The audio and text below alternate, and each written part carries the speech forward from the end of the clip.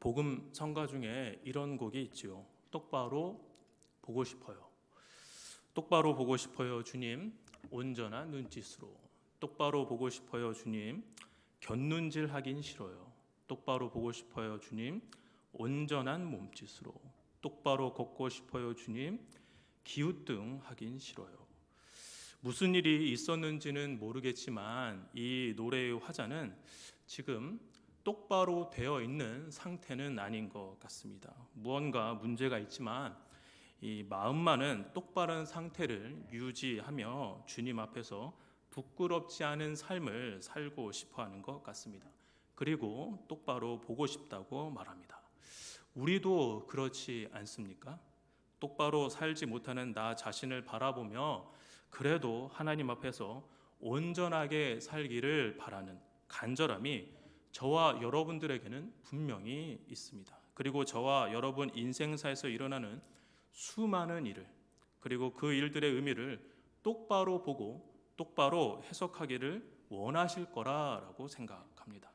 저는 오늘 요셉의 세 가지 인생 사건을 통해서 똑바로 본다는 것이 무엇인지, 그리고 바르게 해석하는 것이 어떠한 의미인지 함께 살펴볼까 합니다. 첫 번째 사건은 요셉이 형들에게 살인을 당한 사건입니다. 물론 육체적인 살인을 당한 것이 아니라 피부치들에게 인격적인 살인을 당합니다.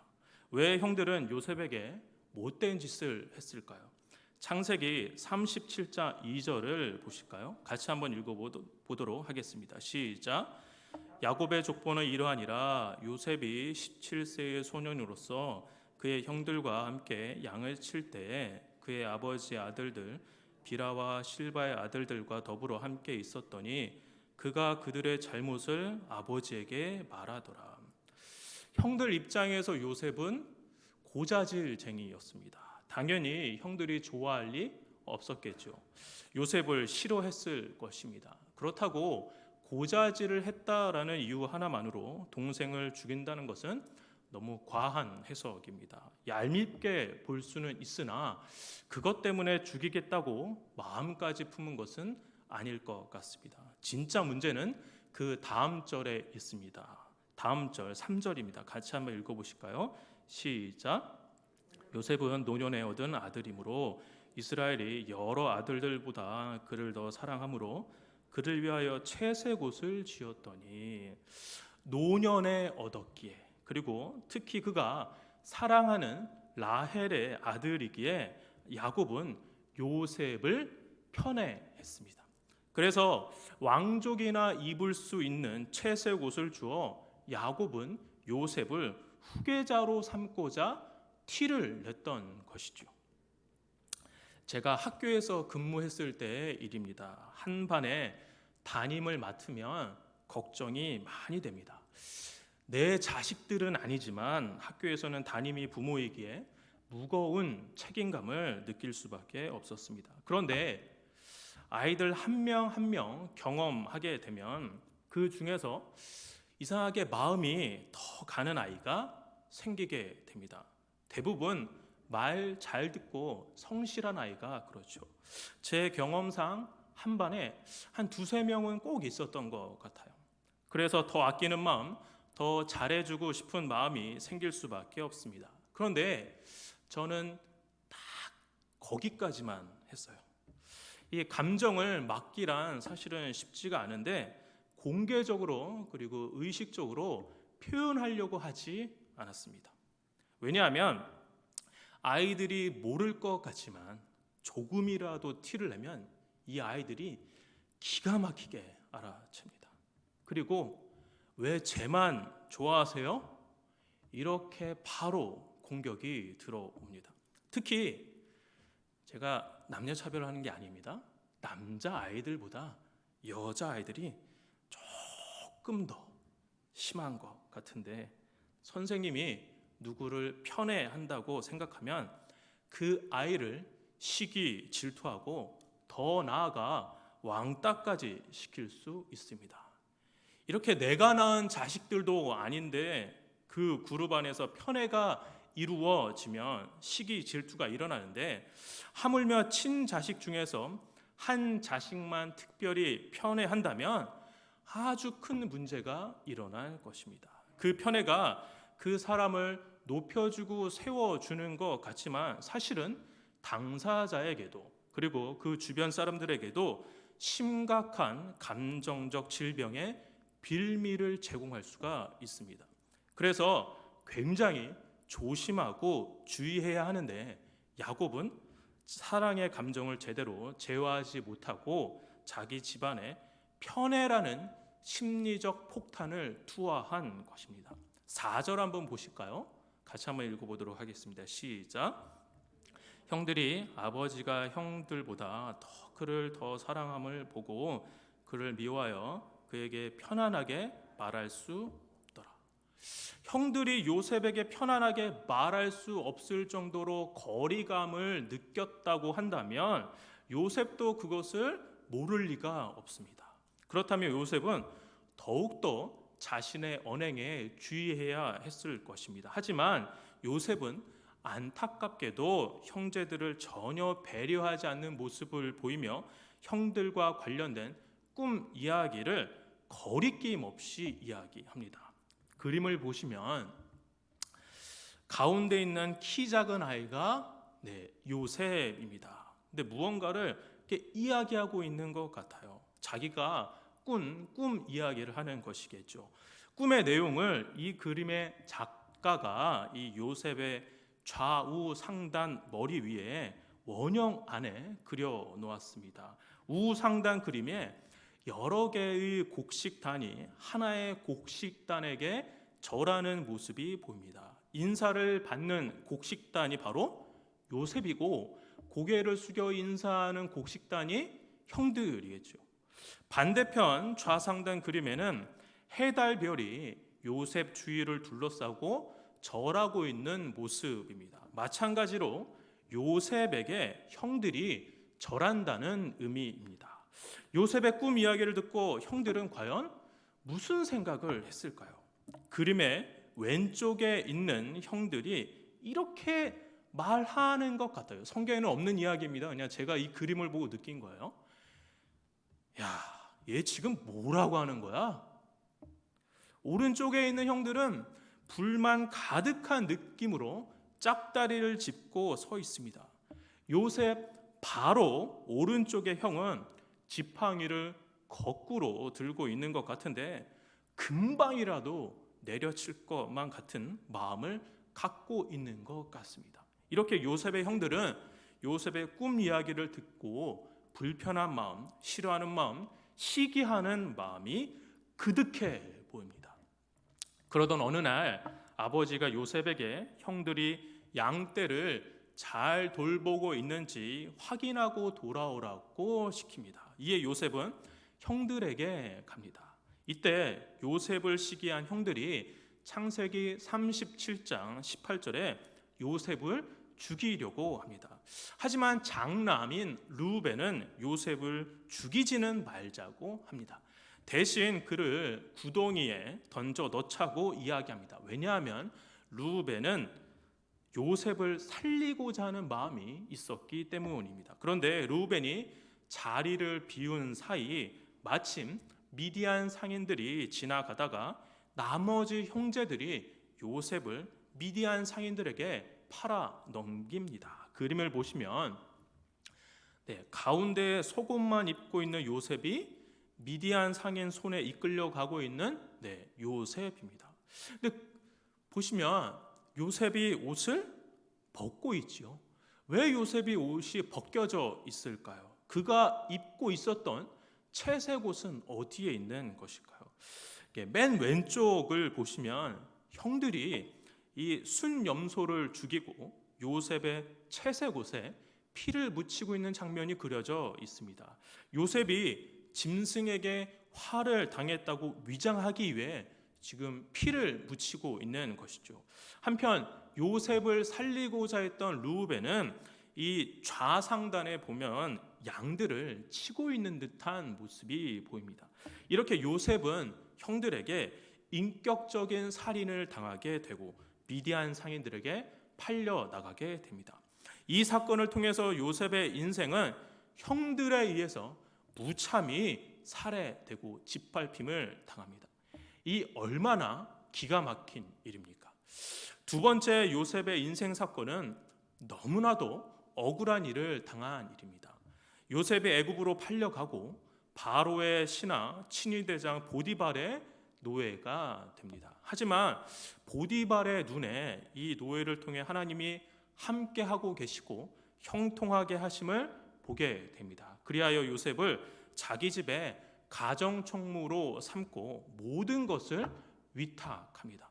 믿을 수 있다라고 생각한 것이죠. 하지만 주인은 참 괜찮았는데 주인의 아내가 요상합니다. 그림을 보시면 이 작가의 묘사가 얼마나 재미있는지 이 보디발의 아내의 얼굴을 제가 느끼기에는 아주 표독스럽게 그려놓은 것 같아요. 표독스러운 여자가 요셉에게 동침하기를 청합니다. 하지만 요셉은 그 자리를 뿌리치며 나오고 있습니다. 방귀 낀 놈이 뭐할까요? 네, 방귀 낀 놈이 성낸다고 자기 뜻대로 되지 않자 보디발의 아내는 요셉이 자기를 겁탈하려고 했다고 모함합니다. 실제로는 자기가 하려고 했는데 말입니다. 아내의 말을 들은 보디발은 이내 요셉을 감옥에 가둡니다. 이 얼마나 억울한 일입니까? 형들에게 인격적인 살인을 당하고 노예로 팔려갔지만 감사하게도 하나님께서 은혜를 주셔서 형통하게 될 것만 같았던 상황인데 음란하고 표독스러운 여자 때문에 요셉은 억울한 누명을 쓰고 죄 없는 죄인이 되었던 것입니다. 세 번째 사건은 요셉이 감옥에서 좌절과 희망을 동시에 맛본 사건입니다.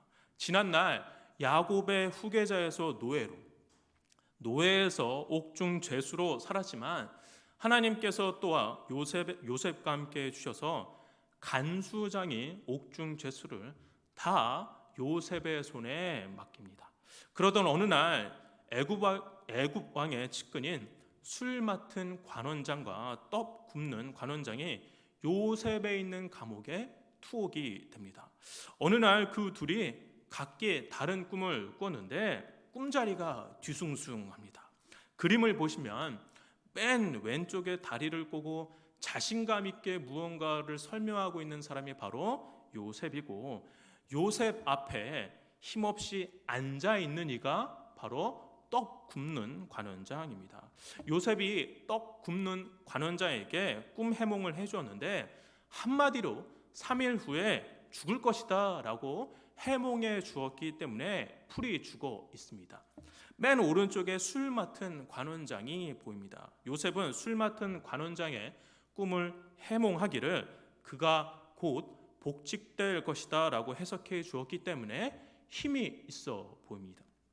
그런데 이때 요셉이 술 맡은 관원장에게 꿈을 해몽해 주면서 이렇게 부탁합니다. 창세기 40장 14절 오른쪽 밑에서 두 번째 40장 14절 보이시죠?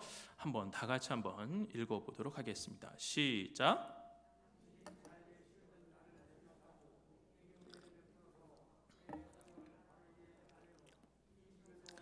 건져 주소서.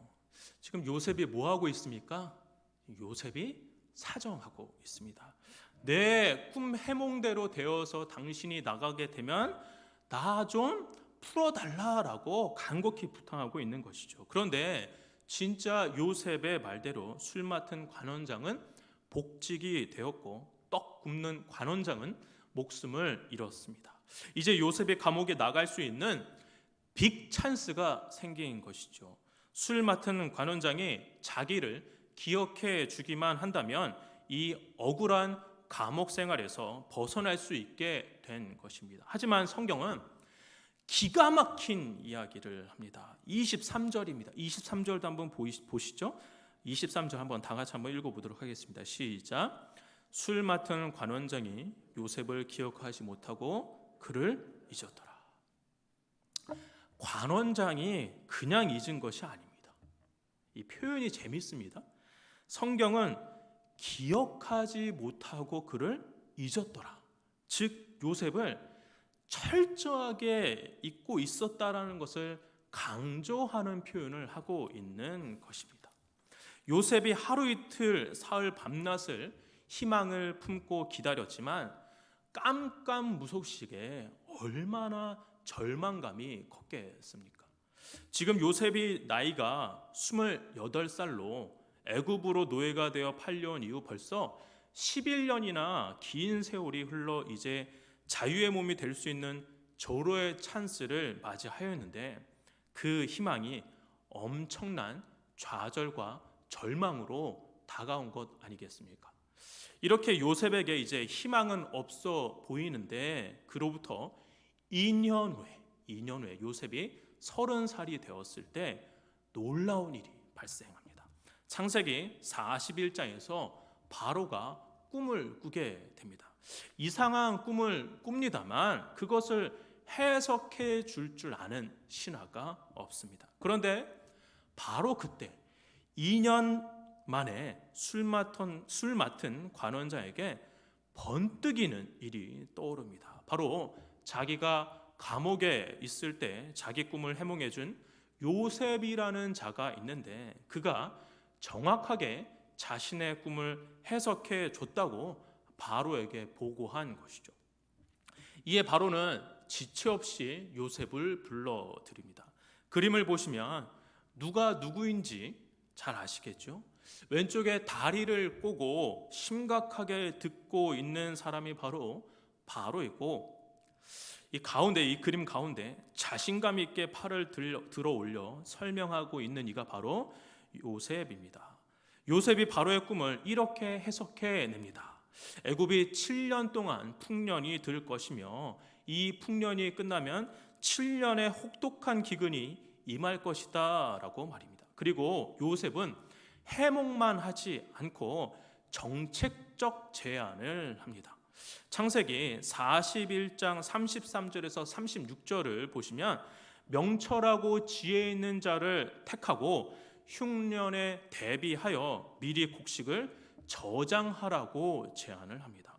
요셉은 마치 이 사전에 모든 것을 철저히 준비해 온 사람처럼 이 대단한 사람들 앞에서 떨지도 않고 기막히게 프레젠테이션을 하고 있는 것이죠. 결국 이런 요셉의 모습을 보고 바로는 그를 하나님의 영에 감동된 사람이라 극찬하고 요셉이 제안한 명철과 지혜를 겸비한 자를 멀리서 찾지 않고 바로 요셉을 택하여 애굽의 2인자로 삼게 됩니다. 이제 요셉은 인격적 살인을 당한 상처받은 소년에서 한 가정의 노예에서 강간 미수라는 죄수에서 애굽의 총리가 되는 신분의 급상승을 이루어낸 것입니다. 그런데 우리는 여기에서 분명히 정리해야 할 것이 있습니다. 요셉이 기적처럼 총리가 되었다는 사실 때문에 요셉처럼 꿈을 꿔야 한다고 말하는 사람들이 굉장히 많습니다. 하지만 성경 어디에도 요셉이 총리가 되는 꿈을 꿨다든지 혹은 훗날 높은 사람이 될 것이라는 것을 비전으로 삼았다는 이야기는 전혀 없습니다. 요셉을 삶의 역경을 이겨내고 총리가 된 인간 승리자로 만들고 싶어하는 마음이 인간에게 가득하게 있는데 이러한 주장이 성경에서 말하고자 하는 바와 매우 동떨어져 보입니다. 왜냐하면 요셉 자신이 인간 승리를 목적으로 삼고 있지 않기 때문입니다. 또한 그러한 증거가 성경에도 찾아볼 수가 없습니다.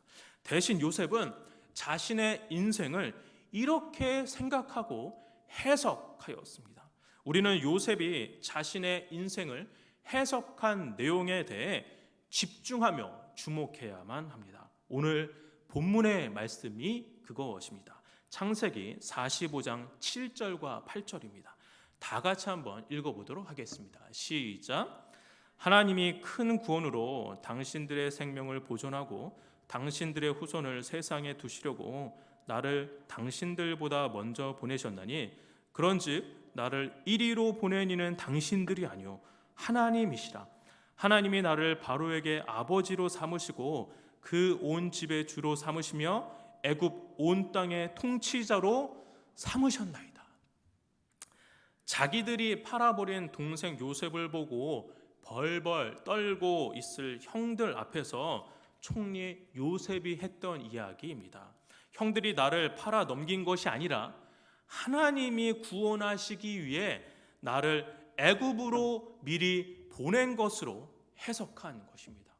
즉 요셉은 자신의 과거의 아픈 상처로 이 아픈 상처 속에서 함몰이 되어 지난날의 상처로 자신의 인생을 해석한 것이 아니라 구원의 관점으로 자신의 인생을 바라본 것입니다. 저는 요셉이 자신에게 일어난 일을 하나님의 구원 계획이라는 거대한 틀 안에서 해석한 것이 매우 바른 해석이라고 생각합니다. 이 관점으로 해석해야 우리가 하나님의 마음을 조금이나마 헤아릴 수가 있습니다. 이런 마음이 없으면 우리가 경험하는 수많은 일들에 대해 세상 사람들과 똑같은 방법으로 해석할 수밖에 없습니다. 문제가 생길 때마다 너무나도 쉽게 어려운 환경에 함몰이 되어 낙심하고 좌절하며 하나님의 역사에 기대고자 하는 믿음의 안목 없이 일이 잘 안 될 때마다 하나님을 원망하는 그저 불만만 가득한 철부지 어린아이가 되는 것입니다. 요셉 자신이 노예로 팔려갈 때, 보디발의 아내에게 억울한 일을 당할 때, 감옥에서 희망이 점점 사라져 갈 때 요셉에게도 당연히 마음의 원망, 분노, 절망, 좌절 이런 쓴 감정들이 얼마나 많이 있었겠습니까? 하지만 성경을 자세히 살펴보시면 요셉이 역경을 겪을 때마다 성경은 요셉이 어떻게 반응하고 있는지에 대해서 기록하고 있지 않습니다. 왜 기록하고 있지 않았는지 그 이유를 정확하게 찾기는 어렵지만 제 생각으로는 조심스럽지만 요셉도 자기 자신에게 일어난 일의 의미에 대해서 정확하게 알고 있지 못했기 때문에 그렇게 생각한 것이 아닐까 생각합니다. 요셉도 그때 그 시점에서는 그 상황의 이유를 잘 몰랐을 것입니다.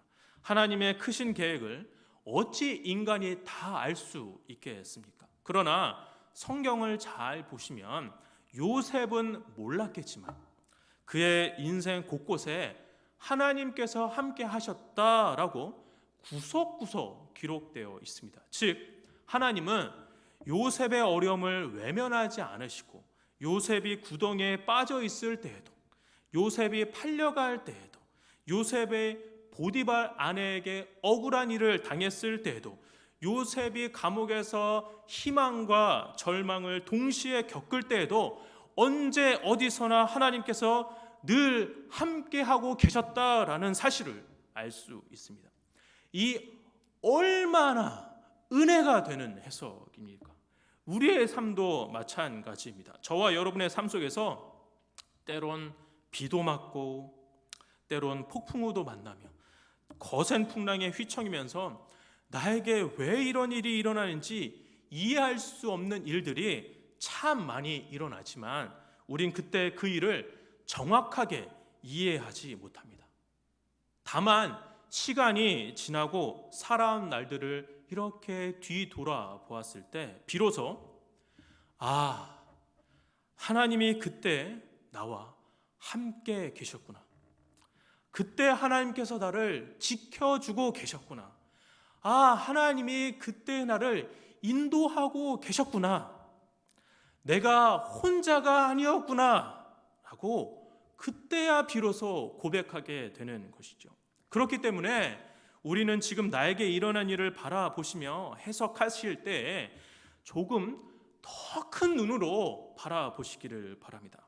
잘 이해가 되지 않더라도 요셉의 삶 곳곳에 보이지 않게 함께 하신 하나님이 저와 여러분의 삶 속에서도 동일하게 함께하고 계시다는 사실을 신뢰하시기를 바랍니다. 그리고 실제로 하나님께서 우리와 함께해 주시기 위해 이 땅에 아주 귀한 선물을 보내주셔서 우리로 하여금 하나님이 함께하고 계시다는 사실을 명확한 사실로, 우리 눈에 보이는 명확한 사실로 보여주셨습니다. 마태복음 1장 21절과 23절입니다. 다 같이 한번 읽어보도록 할까요? 시작. 아들을 낳으리니 이름을 예수라 하라. 이는 그가 자기 백성을 그들의 죄에서 구원할 자이심이라 하니라. 보라, 처녀가 잉타여 아들을 낳을 것이요 그의 이름을 임마누엘이라 하리라 하셨으니 이를 번역한즉 하나님이 우리와 함께 계시다 함이라. 원래 이 상황에서 아멘 한번 터져줘야 되는데요.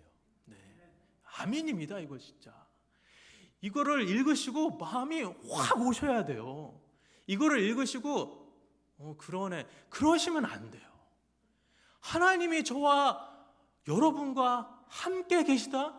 이거 지금 엄청난 사건입니다. 요셉과 요셉의 가정을 구원하시기 위해 하나님이 함께해 주신 것처럼 저와 여러분을 구원해 주시기 위해, 그리고 하나님이 늘 함께해 주시기 위해 예수 그리스도를 저와 여러분에게 보내주신 것입니다. 누구에게 보내주셨다고요? 하나님이 누구와 함께 해주시기 위해 오셨다고요? 네, 바로 똑바로 보지 못하고 하나님의 인도를 제대로 해석하지 못한 연약한 우리들, 저 강용진 목사에게, 장로님들에게, 권사님들에게, 집사님들에게, 성도라 부르심을 받는 모든 자들에게 유일한 소망이 되시고자 하나님이 인간의 몸을 입고 이 땅에 오신 것입니다. 저는 요셉만이 특별하다고 해석하는 것에 동의하지 않습니다. 요셉만이 특별하지가 않습니다. 사람이 특별한 것이 중요한 것이 아니라 그 사람을 이끄시는 하나님이 특별한 것이죠.